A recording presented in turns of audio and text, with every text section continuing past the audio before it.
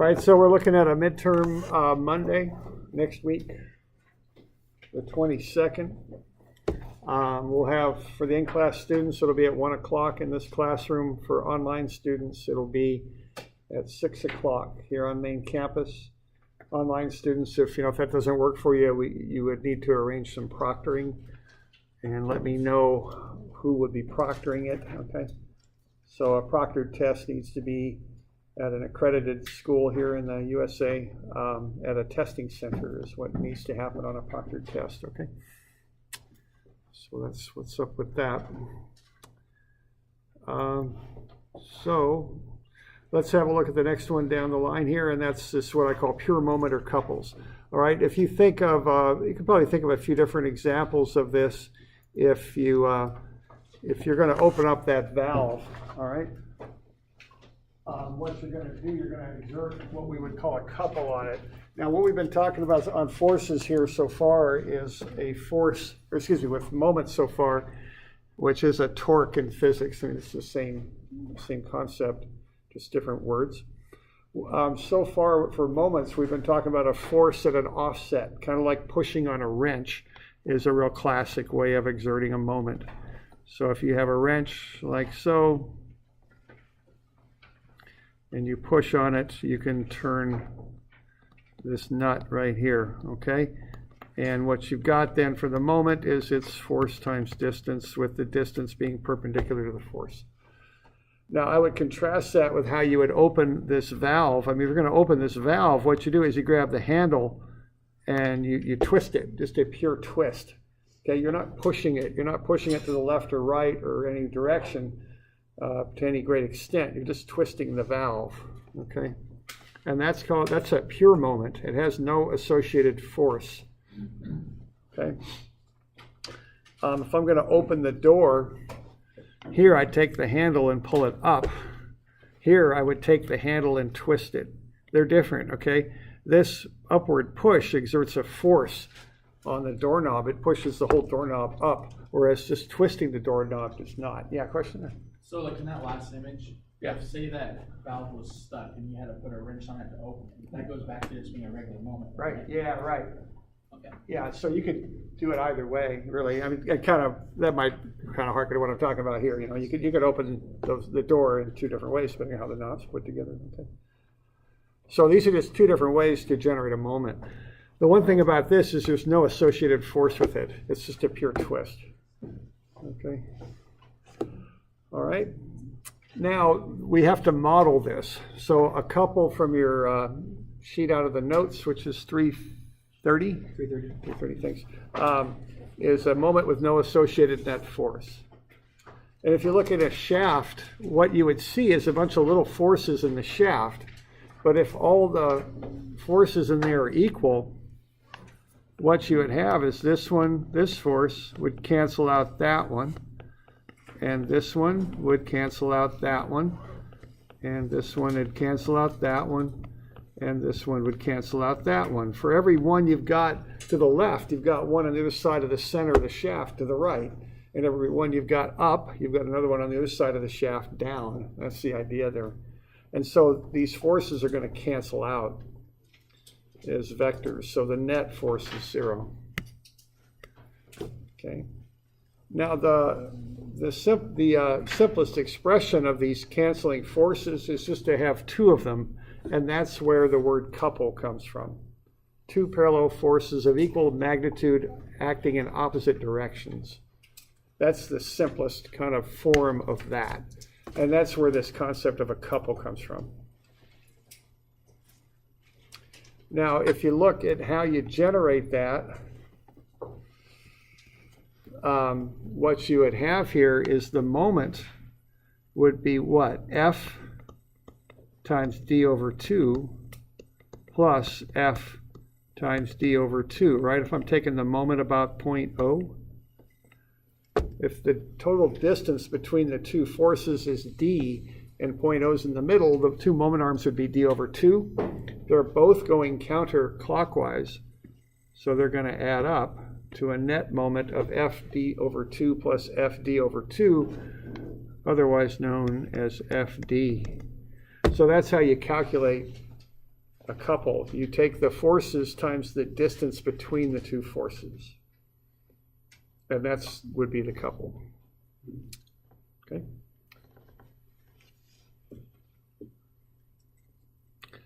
Now in vector notation, it'd just be R crossed with F. R would be any vector from the one force to the other.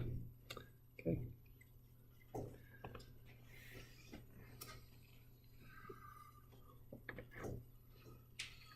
All right, there's another example of it. You know, you can just grab a lid on a jar and twist it off, or that would be the couple. Okay. This here would be M equals FD. They both cause a moment. They're both doing the job here. They're both twisting the lid off of the jar, but they're doing it in slightly different ways. Okay, that's why we distinguish between them. Now here's something that'll kind of get the idea of a couple across, perhaps. You know, here are two tire irons, okay? Now this one, what you do to break that bolt loose is you push real hard on one side, okay? And what that's going to do then is that's going to create a moment about the nut there that's holding that tire on, okay? But here, if I'm going to do that, I'm going to have a force up and a force down. And so the net effect is no net force with a twist. So this is a couple. And the other one is not, okay? That's the idea there. And that's kind of the simplest expression. See this other example here, you could think of just a whole bunch of little forces caused by the grip of the person's hand twisting this. But here we've got to boil down to two with that style of lug wrench. Okay. So y'all good with that?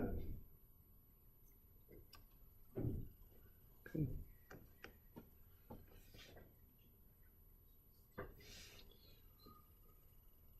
All right, let's have a look at that example there on your page, in the bottom of the page, and let's look at calculating the moment about points A, B, and C as we go through this, all right? So let's calculate for those two 300 Newton forces what the net moment is about A. And those dimensions, I've changed them. They ought to be centimeters. It looks like I've changed them, so they're centimeters, okay? And actually, you know, I was at that conference on Friday. Some books have this kind of generalized body, which someone at the conference was calling the flying potato slice, is what they were calling it. So they have this kind of this general oval that's kind of a little bumpy. So I got one of those there, okay? That just means any old object you can hear or think about, okay? So what we got there is we've got 300 Newton forces. They're actually 6 centimeters apart, aren't they? But they're both 3 centimeters from A, measured on a perpendicular line. So if I want to find the moment about A, I take 300 newtons times 0.03 meters, because that one's counterclockwise, as is the one below, 300 newtons times 0.03 meters. So when I sum all that up, I get 18 Newton meters counterclockwise about A.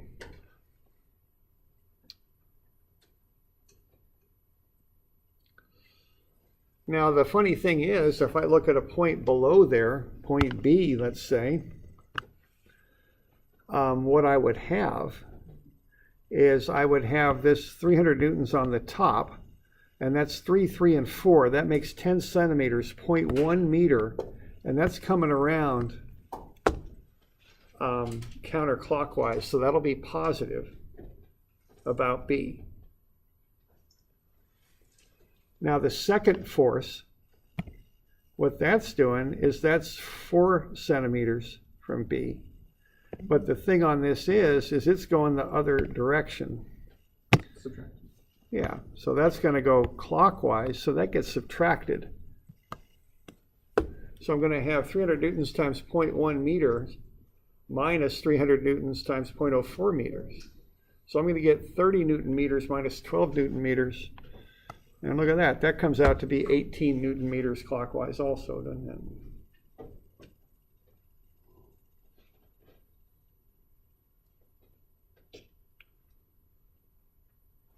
And you could make the same argument for C. Okay, what you would have there would be 300 newtons times 0.15 meters, because that's 15 centimeters. 3, 3, 4, and 5 make 15, so that's counterclockwise. 300 times 0.15. And then coming back the other direction, I've got the lower of the two forces. Okay, and what that is 9 centimeters away from C, which is 0.09 meters. Now again, that one's coming clockwise around C, so that'll be a negative. So I'm going to get 45 minus 27, and that'll be 18 Newton meters again. Okay, and this is not a coincidence. So we can derive something from that. Now, again, you might see a little difference here between engineering and, let's say, a math class. So this isn't really what I call a rigorous proof, but I think you can see the pattern here. So I'm pretty confident that this will hold, okay? So the couple twists the entire object with 18 Newton meters of twist, okay? And it doesn't matter what point you analyze, it's going to be 18 Newton meters, and that complies with our couple formula, doesn't it? You take 600 newtons times the distance between the two forces, and that comes out to be 18 Newton meters, okay? So the moment caused by a couple, and it looks like I forgot a D in there, caused, is independent of its position on the object. Okay, that's kind of an odd situation there, but it's true. Okay, so the moment caused by a couple is independent of its position on the object. All right, so we all got that down? We good?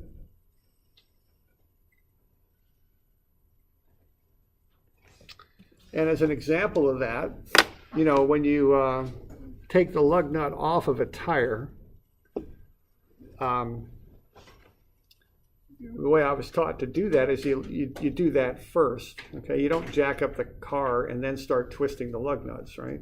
You twist the lug nuts when the tire is on the ground because it offers resistance to the twist. Okay, let's say you didn't do that. You lifted the tire up, and let's say that tire is free to spin. Okay, if I apply that couple to the lug wrench, the couple gets applied to the nut, right? But what will happen to that tire if that's a manual transmission and the car's in neutral and it's the front? I'm going into ancient types of cars here. Yeah, it'll spin about this axle. Huh? You all know what I'm saying? See, what's going on there is even though the couple's being applied to the nut there, the tire would spin about the axle. So that couple is transferred over to the axle. That's the idea, yeah.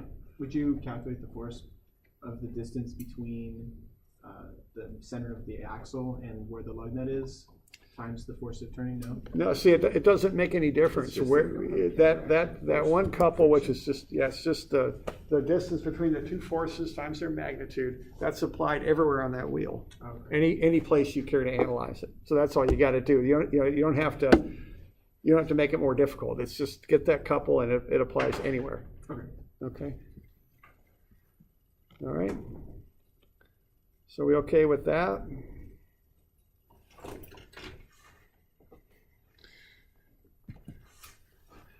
All right, I think let's see. All right, I've got a visual aid here for being in class, all right? It illustrates this idea. So here it is, all right? I spent many hours in my shop making this, I assure you. I'm a fine woodworker. I do cabinets and stuff, so I threw this together. No, not really. I'm not a fine woodworker. I can frame stuff, but I leave it at that. Okay, the back of it looks like that. All right, so what I'm going to do is, I've got a nice place to apply a couple there, don't I, on that wing nut? See how a wing nut is just a perfect place to apply a couple? I can do that, push on both sides. And that's going to tighten up the bolt on the wing nut on the back, okay? And what I'm going to do is I'm going to hold the object on over here, which will be on this little bolt coming out. And what's going to happen when I apply that torque on the wing nut, whoops, if I go the proper direction, then can I twist that about where I'm holding? You with me there? See what's happening, I'm applying the moment at the wing nut, but being as I've got an axle set up over here, I'm making the whole object spin clockwise about that axle right there, okay? So that's that idea. The moment I'm applying to the wing nut is transferred over here. It's transferred any place I want to transfer it to. Same thing here, I've got a little bit of a knob here. I can do the same thing. I can twist on that knob. I can make the board spin about that point right there. Right? There it goes, okay? So it's kind of a weird concept, and you know, I'm not trying to make it too much of it, but you can take that moment and slide it at any point you care to analyze on the object. You know, is it like when your wing nut is loose, would you still consider a moment, or would it just be a couple up until you get it tightened down, and at that point it turns from a couple into a moment? Okay, I don't know. It's when the wing nut's loose, I'm really not turning the board. All I'm doing is applying a couple or a moment, whatever you want to call it, to the wing nut. In that your force is counteracted. Well, I guess. Yeah, right. And it's a good question. I don't quite have a nice, clean way to say it. It's a good point, though. But yeah, there's I just no resistance. on definitions, and so it's clearly defining a couple versus a moment. And so whether you have kind of a rotation between when the forces are counteracted, it's when they're equally counteracted, it could be a couple, and then as soon as you don't have that resistance, just like your car being lifted up, you no longer have the resistance to your couple, and at that point it might become a moment. It has something to do with the resistance, and I don't have a nice. I mean, if we really want to get technical, I think we'll get started on the wing nut, get a free body diagram of the screw and how it affects this, and kind of work it through. I think that's kind of the idea. Without any resistance, there's no transmission of that moment until you get resistance. Mm-hmm. Okay, and I think I'll just leave it at that. But, okay. Yeah. All right. So the two things to get about these couples is one, if they are actually two force couples, you take the couple, the one force, which in our example would be 300 newtons, times the distance in between, the perpendicular distance in between. That's how you get the amount of moment, the couple that's caused. And that there's no net force applied, it's just a pure twist. And I guess then the other thing is that you can transmit it to any point on the object you care to analyze. Okay. Now, moments are additive regardless of how they're applied. You know, you can add up those three couples. There's many ways to draw up a couple. If you look at textbooks, they'll use different ways. How, you know, those symbols all represent the same thing. Okay? A couple, a moment with no associated force. They're additive. You just got to watch the sign is all. I have a question. Yeah. Why is B negative? How did you determine that the sign of B? Okay, what I'm looking at is I'm rotating about B, and I've got one arrow up, the other one down. The one to the left of B is up, the one to the right is down, so that infers that'll come around clockwise. Oh, I see. Okay, yeah. So I kind of, even if I'm not given a point, I imagine a point in the middle of the two forces. Gotcha. Okay. We're good with that? But where do you suppose you most commonly encounter a couple if you're working, think mechanical type engineering? Where do you get couples? Any kind of shaft? Yeah, drive shaft. Yeah. Okay, anything like you work on farm equipment or construction equipment, a PTO, power takeoff, a spinning shaft that comes out. Okay, or something like that, or a crankshaft or something like that. So any sort of shaft that's spinning would get you a couple. Okay, so there's the most common type of couple in industry. So you got that motor on the top with a belt on it. There's just a pure torque coming out of that shaft. Okay. So there might be many words for it, whatever you want to call it. Okay. Couple, pure moment, pure torque, whatever. Okay. Okay, let's say we've got this motor, and I just made this up. I don't think you've got any sketches. Okay, let's see. Let's say this motor outputs 40 foot-pounds of torque. That's coming out of a motor. We've got a 6-inch pulley on that thing, or a 6-inch radius pulley, which would actually be a 12-inch pulley, but a 6-inch radius pulley. What weight can it lift at a constant velocity? Okay.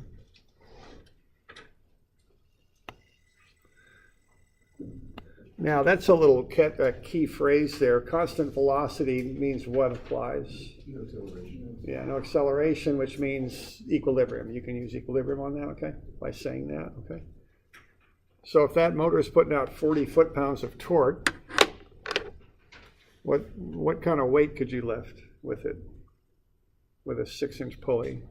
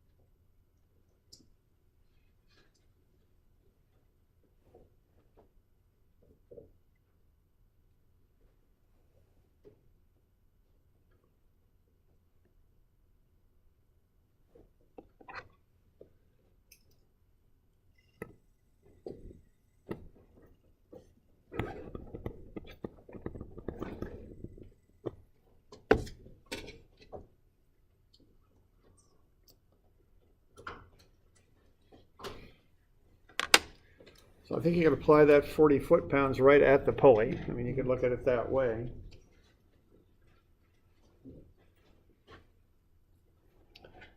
And the math on this is simple as can be. There's nothing tricky about the mathematics. The conceptual part of it is a little tricky, but the math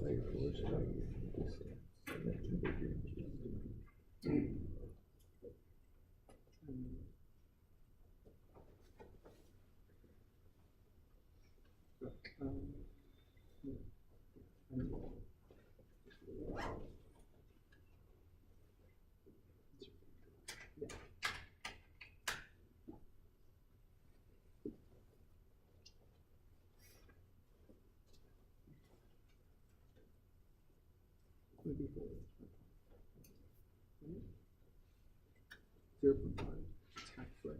0.5 times 40 plus 0.5 times 40. Actually, 40 times 6 divided by 12.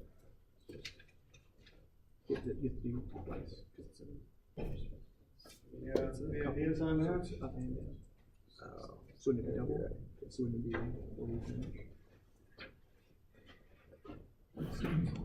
40 That's 0.5. I think you're in the ballpark there. I think you might do some dimensional analysis. So, But at the 40 times your 6 inches, and then just divided by 12 inches. Okay. Let's have a look. So we got a torque of 40. Or just adding the dimensional analysis. Yeah, right. Do that. That's it. I remember. I used to tutor. I used to work at a community college and tutor there, and I used to get a lot of physics problems, and I didn't remember too much about physics, but I knew units had to work out, and that was very helpful. I remember that. Just keep coming back. Okay, now 6 inches is half a foot, right? Now I want to get the weight, so I think what I'm going to do, I'm going to divide out the, so instead of multiplying by 0.5, I'm going to divide. So that'll be 0.5 feet, okay? And you might say, well, why can you do that? That's good. That would be a good question, wouldn't it? So what we've got here is 40 foot-pounds. Maybe a better way to set it up would be like this. And then I've got the unknown weight times its moment arm. And what's its moment arm? 0.5 feet. Okay, there we go. That's probably how to set that thing up. You'll come up with 80 pounds. Okay. So we got a couple there, and we equate it to a moment. I guess that's probably the best way to explain that. We've got a couple equated about the middle of the pulley, and that equals the moment generated by the weight, because the weight's going to come down this way, and we're going to have kind of what I call a moment equilibrium there. where the 40 foot-pounds will equal the weight times 6 inches, which is 0.5 feet to keep the units consistent. So if you divide 40 foot-pounds by 0.5, you'll get the weight.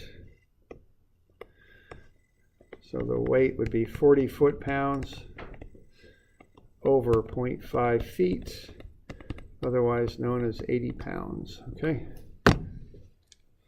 So you can kind of go back and forth between couples and moments, and you can treat the moment as a force times a distance. You can solve for distances and forces, as, depending on what information you're given. Okay. All right. So we doing all right with that? Looks like I wrote this up previously. I just went into inch pounds for the moment, same idea. Okay, get to the same answer. I just went with inches here and used feet when I wrote it up myself. So either way, you'll get to it. Okay.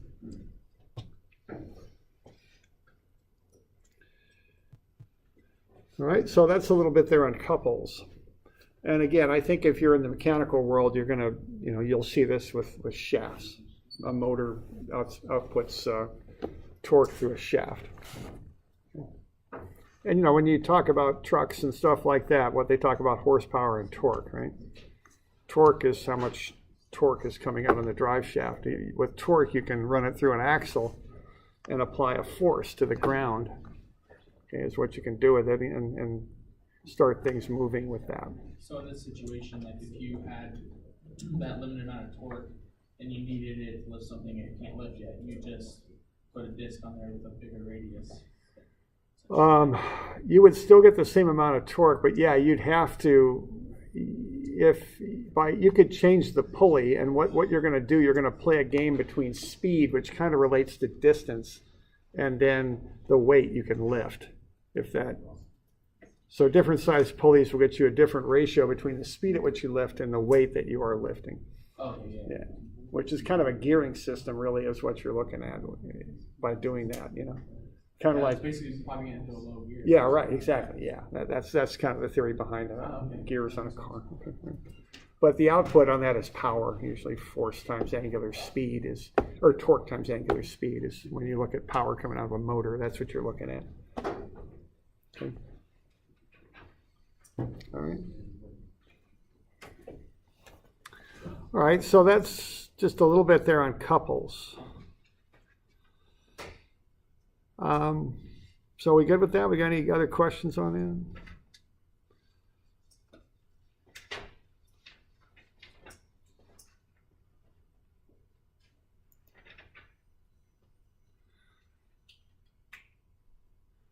that? All right. So what we've been doing here, we've kind of been just getting some basic concepts that we're working with, force and moment and how to vectorize them and how to calculate them. Now let's start doing some things with them that we might do, if we're out there figuring stuff out and working and doing all that. So here are these big old signs, and there's some standard design on these things. These billboards are just huge. You see them around. They got that big central or that support pipe over there on the left, and they got some stuff over there on the right. Usually they got some scaffolding for someone to get up there and put posters up and such. Some of them are digital now. I know there's a digital one up in Salem. I know that. They just, make them like a big TV basically, and you can run 4 or 5 different ads, just cycle them through on those things. Let's kind of look at in particular at this connection here, okay? Okay, so when I'm doing designs, there's certain things that make me go, oh boy, I better look at that. And that's the one thing I'm going to go, oh boy, I better look at that, because I got this is not a light thing. That's obviously got some weight to it.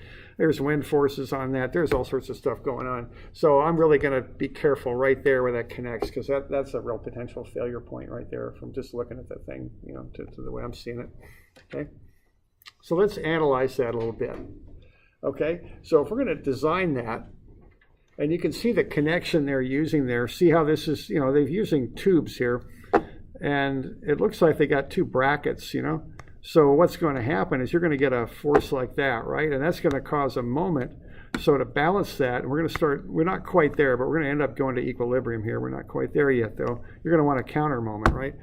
So that bracket, see how there's 2 brackets on that thing? Kind of hard to see with the lighting, but you're going to generate two forces there to counteract that couple due to the sign is what you're going to do with that. That's the theory behind it, how that connection's put together and probably how it was analyzed, okay?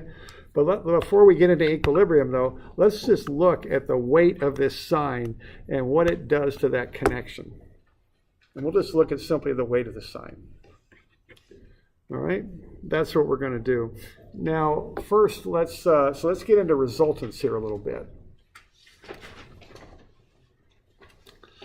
The first thing is moments are additive. That's the first thing that I want to get across. Because, I might have, you're a little bit out of order of the packet. This is the one place where I get a little bit out of order. So we're on 350. I put a couple other pages in between.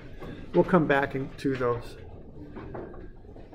Okay, moments are additive. So there's a couple on the end of that bar and a force at a distance out from A. We can find the net moment about A. Okay, and all we got to do is add stuff up. So if I take the moment about A, what do I got? I got about 300 newtons, right? Times 2 meters. What's the sign on that one? It's going to be positive. Yeah, that's positive, okay? Now, one thing that'll come up here, so I'll mention it now. The sign on a force bears no direct relationship to the sign on the moment it creates. So they're separate things in my mind. Forces are up positive, down negative, right positive, left negative. Moments are clockwise negative, counterclockwise positive. So a negative force will not necessarily get you a negative moment. I look at those things independently when I work through problems. Okay, so that thing's going to come around counterclockwise, so that's going to be a positive on that. And then if we want to know the effect of that 160 Newton meters at A, what do we do with it?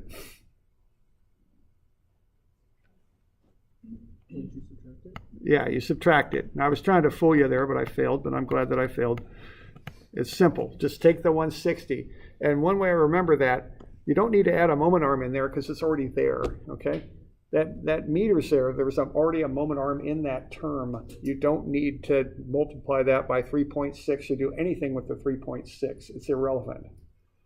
Now, I'll put dimensions on these just to be sure you know that, but you can ignore the 2 meters and the 1.6 meters. It's just a clockwise 160 Newton meters. The moment arm is already in there. Good to go. Just put it in there, okay? That's all you got to do. All right, you just sum the two, and you'll come up with 440 Newton meters. That's the net moment at A.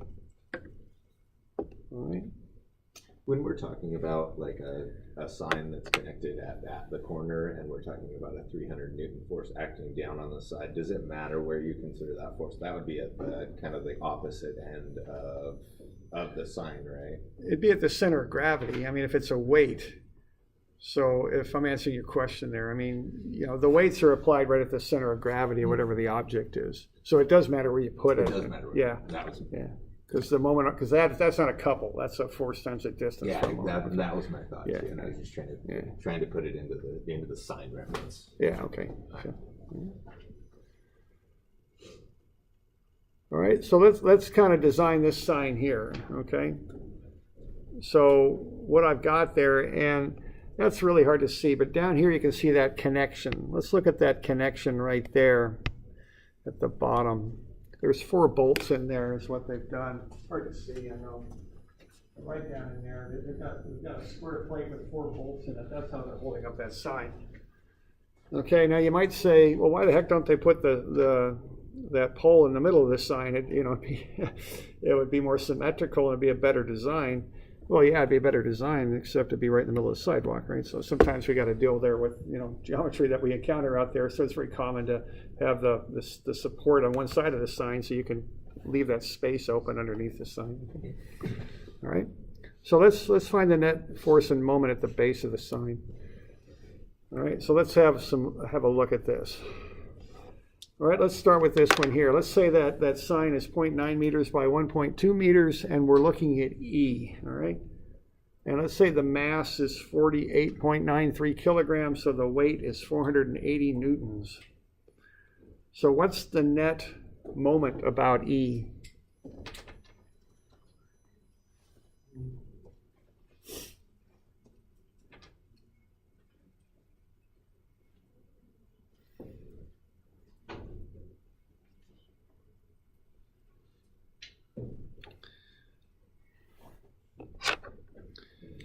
It's what is it? 224, 288 or something? Yeah, 288? Everyone all right with that? And see, that's just a simple moment, 480 times 0.6, okay? So if I'm designing that connection, what I'm going to do with it is I'm going to design it for 288 Newton meters, which is just the 480 times 0.6. But also, I've got the weight pushing down on my connection too, so I want to include that as well.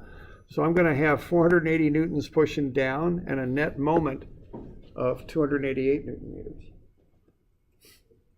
Now what that is the effect of that force at E. It pushes down with its magnitude, but it's also offset, so it creates a moment. And I consider both parts of it if I'm going to design that connection. I want to know what's happening at E. And this is called a resultant.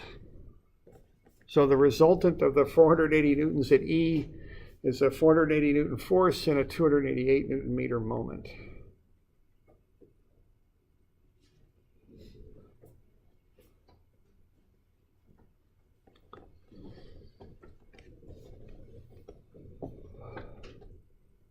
Okay.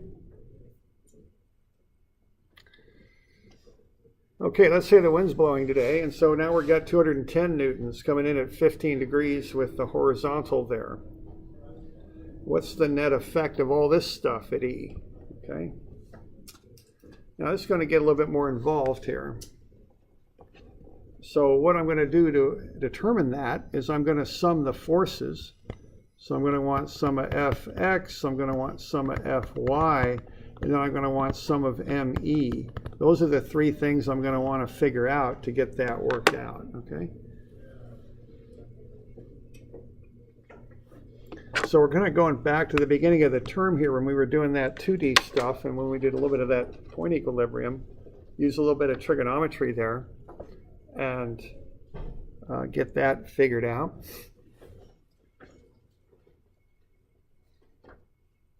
Okay, so sum of Fx, sum of Fy, and sum of ME is what we're after here.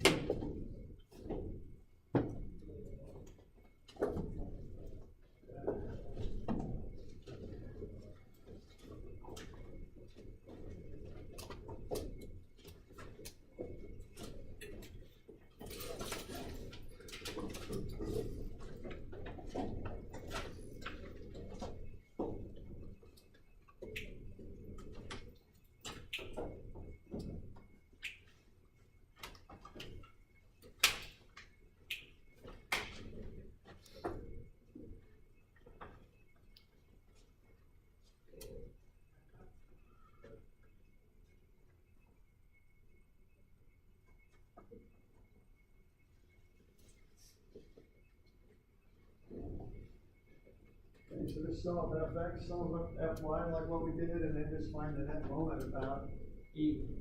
Okay.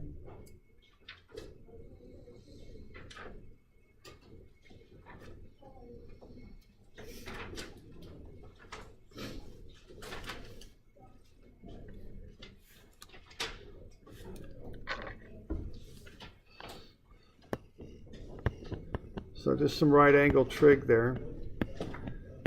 You know, sum of Fx, you want the x component.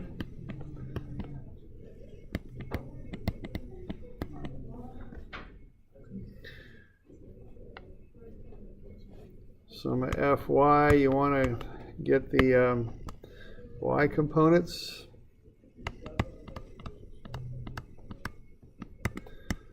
Okay, we got an angle with the horizontal there, so we're just using cosine for x and sine for y.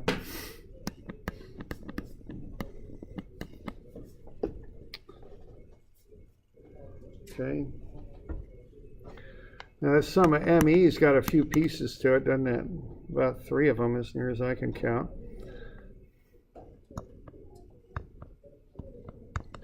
So we got to account for those. So what do we got? We got a 480 times a 0.6, and that's counterclockwise, so that's plus. No, I put a plus in there. It's not like you need to. You know, that's inferred if you got nothing. I'll just kind of put it in there. And then what else do we got going on there? It looks like a minus cosine 15, that's the x component, times the 210. Now that's going to the right. Obviously it's not a negative force, it's a positive force, but as it comes around here, it's going to go clockwise about E, and that's got a 0.45 meter moment arm, right? And then we're going to have a plus sine of 15, right? Times 210. And that'll be 0.6 and 0.6. That's that 1.2 meter dimension. Okay. Now, if you're ever having trouble with these signs, I just get a rectangular piece of paper and start pushing on it in those different directions and see which way it rotates. I've seen people do that with their book or something. I don't think I'd try a calculus book or a physics book, but maybe something like a paperback or something. You might actually be able to move it. I don't know. Okay. So plus, minus, plus. Then we just got to add everything up, of course. That's what we need to do. All right. All right, so what we're going to get out of that is the net force and moment. So it looks like what, 262, 203, and 534. And oh, I don't know. Okay, so there we go. So cosine 15, 210 is 203 to the right. Minus 480 minus sine 15, 210 is negative 534. That means down. Okay, so what's going on there again is I'm taking that 210 as the hypotenuse, and I'm acting like I got a right triangle there with a 15-degree angle. That's where I'm getting that cosine 15, 210, and the sine 15, 210. That's where that's coming from.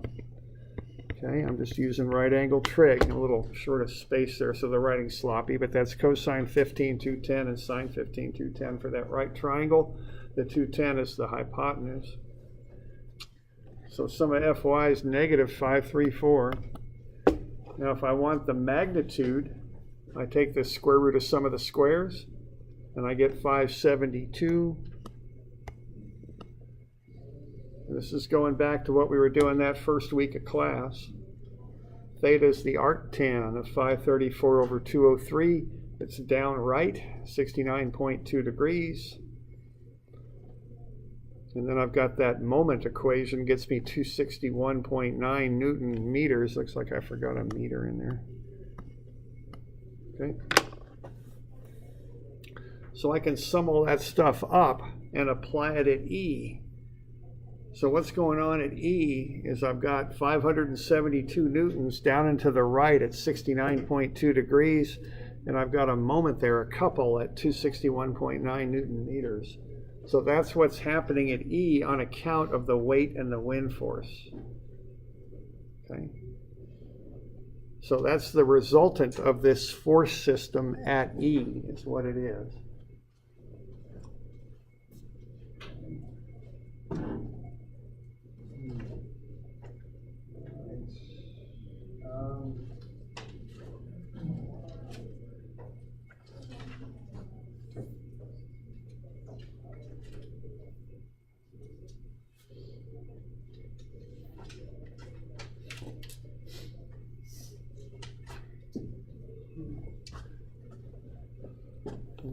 We'll go over that homework tomorrow. If we have time, we'll come back to this. I'll give you a homework problem here, 221. I know you guys are getting kind of slammed this week, aren't you? So how about next week? So Wednesday, and we got our test Monday, so this is going to be a ways out, but you guys are going to have a look at this, right? You're not going to save all this to that week. I know. You're laughing, but don't laugh. Don't, come on, man. Stay on it. I know it's a difficult thing to do, but stay on this stuff just a little bit. And you start working, you're going to have more than one project going at once. Believe me. So start to learn how to deal with it effectively, okay? Spread it out. Okay. Wednesday, 10:24, that'll be due, okay?